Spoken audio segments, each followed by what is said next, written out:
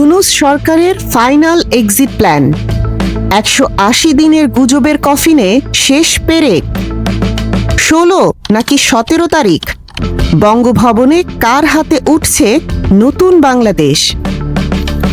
ঘড়ির কাঁটায় আজ 15 ফেব্রুয়ারি 2026। মাত্র 72 ঘন্টা আগে বাংলাদেশ পার করেছে তার ইতিহাসের সবচেয়ে রুদ্ধশ্বাস একটি দিন। 12 ফেব্রুয়ারির সেই ত্রয়োদশ জাতীয় সংসদ নির্বাচন এবং ঐতিহাসিক গণভোটের ফল এখন সবার জানা। জনগণের ম্যান্ডেট স্পষ্ট, কিন্তু নির্বাচনের ব্যালট বাক্স সিলগালা হতেই শুরু হয়েছে নতুন এক মনস্তাত্ত্বিক খেলা। খেলাটি ক্ষমতার হস্তান্তরের। সারা দেশের মানুষ এখন আর নির্বাচনের ফল খুঁজছে না, তারা খুঁজছে একটি তারিখ। ক্যালেন্ডারের সেই লাল দাগ দেওয়া দিনটি কবে ডক্টর মোহাম্মদ ইউনূসের নেতৃত্বাধীন অন্তর্বর্তী সরকার তাদের ব্যাগ গুছিয়ে বঙ্গভবন থেকে বিদায় নেবেন? বাতাসে কান পাতলেই শোনা যাচ্ছিল নানামুখী ফিসফাস। একটি স্বার্থান্বেষী মহল সুকৌশলে ছড়িয়ে দিয়েছিল এক ভয়ঙ্কর গুজব। অন্তর্বর্তী সরকার সহজে ক্ষমতা ছাড়বে না। রাষ্ট্র সংস্কারের অজুহাতে তারা আরও 180 দিন বা 6 মাস ক্ষমতা কক্ষিগত করে রাখবে। কিন্তু রাজনীতিতে গুজব যত দ্রুত ছড়ায়, সত্য তার চেয়েও কঠিন হয়ে ধরা দেয়। আজ আমরা আপনাদের সামনে উন্মোচন করব ডক্টর ইউনূস সরকারের সেই ফাইনাল এক্সিট প্ল্যান বা চূড়ান্ত বিদায়ের ব্লুপ্রিন্ট। দেখাবো কিভাবে মাত্র 3 থেকে 4 দিনের নোটিশে একটি দেশ নতুন সরকারের হাতে তুলে দেওয়ার মহাযজ্ঞ চলছে। শপথ পড়াবে কে? স্পিকারের অনুপস্থিতিতে কি সেই আইনি মারপ্যাঁচ? এবং আইন উপদেষ্টা ডক্টর আসিফ নজরুলের প্ল্যান বি কিভাবে বাঁচিয়ে দিল সাংবিধানিক শূন্যতা? আজ জানাবো নেপথ্যের সব অজানা গল্প। বিশ্লেষণের শুরুতেই চলুন সেই গুজবের ব্যবচ্ছেদ করি। গত কয়েক সপ্তাহ ধরে সোশ্যাল মিডিয়ায় একটি পরিকল্পিত প্রোপাগান্ডা বা অপপ্রচার চলছিল। বলা হচ্ছিল নির্বাচন তো একটা আই ওয়াশ, আসল খেলা অন্য জায়গায়। সরকার আরও 180 দিন থাকবে। উদ্দেশ্য পরিষ্কার, জনমনে অবিশ্বাস তৈরি করা এবং নির্বাচনকে প্রশ্নবিদ্ধ করা। কিন্তু সত্যের বজ্রপাত ঘটে অন্তর্বর্তী সরকারের তরফ থেকে। উপ প্রেস সচিব মোহাম্মদ আবুল কালাম আজাদ মজুমদার ক্যামেরার সামনে এসে এই গুজবের কফিনে শেষ পেরেক ঠুকে দেন। তিনি অত্যন্ত কড়া ভাষায় বলেন, যারা এই অপপ্রচার চালাচ্ছে তারা মানুষকে বিভ্রান্ত করতে যায়। এই বিভ্রান্তির কোনো সুযোগ নেই। সরকারের এই বার্তা ছিল স্ফটিকের মতো স্বচ্ছ। তারা বুঝিয়ে দিয়েছে তাদের ক্ষমতার প্রতি কোনো মোহ নেই। তারা এসেছিল একটি নির্দিষ্ট অ্যাসাইনমেন্ট নিয়ে, রাষ্ট্রকে লাইনে আনা এবং একটি অবাধ নির্বাচনের মঞ্চ তৈরি করা। সেই কাজ শেষ, এবার তাদেরও বিদায়ের পালা। 180 দিনের তত্ত্বটি ছিল পরাজিত শক্তিগুলোর একটি মরিয়া চেষ্টা, যা ডক্টর ইউনূসের আপোষহীন নীতির কাছে ধোপে টেকেনি। অন্তর্বর্তী সরকারের আসল পরিকল্পনা কি, তার ইঙ্গিত মিলেছিল নির্বাচনের আগেই।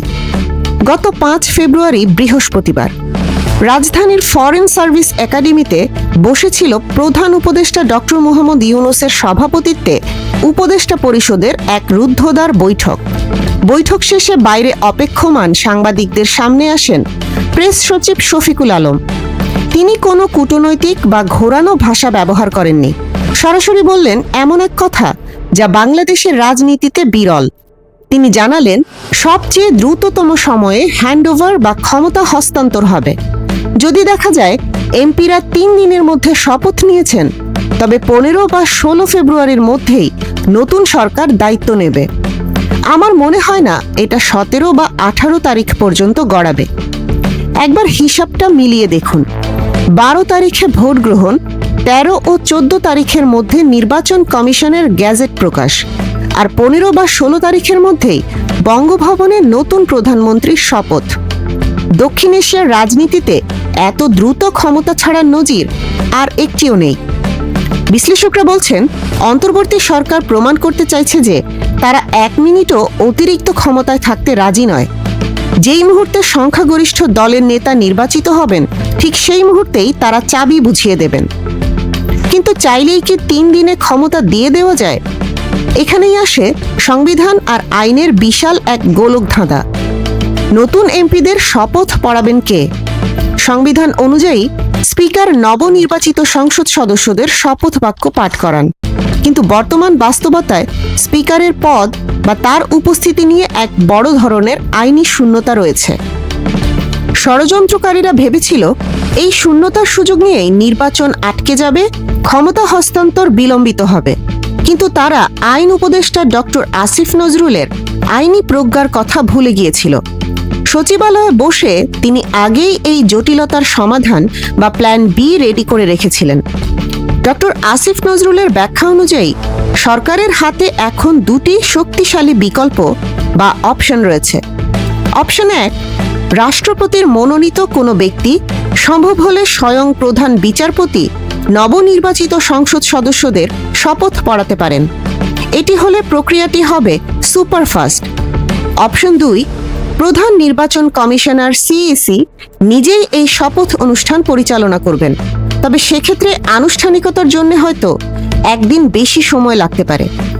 এই প্ল্যান এ এবং প্ল্যান বি প্রমাণ করে সরকার কতটা প্রস্তুত। কোনো আইনি ফাঁক ফোকর দিয়ে যেন কেউ ক্ষমতা হস্তান্তরের এই প্রক্রিয়াকে বাধাগ্রস্ত করতে না পারে, তার জন্য সব রাস্তা সিলগালা করে দেওয়া হয়েছে। 14 তারিখ সন্ধ্যা, নির্বাচন কমিশনের সদর দপ্তরে এখন চরম ব্যস্ততা। গ্যাজেট ছাপানোর কাজ চলছে পুরো দমে। ঢাকা শহরের বাতাসে এখন শপথের সুবাস। ভিআইপি এলাকায় নিরাপত্তা জোরদার করা হয়েছে।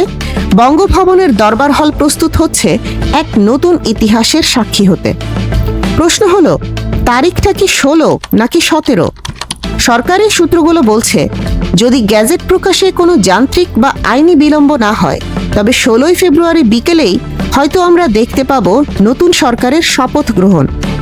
আর যদি কিছুটা সময় লাগে, তবে 17 ফেব্রুয়ারির সকালের সূর্য দেখবে নতুন এক মন্ত্রিসভাকে।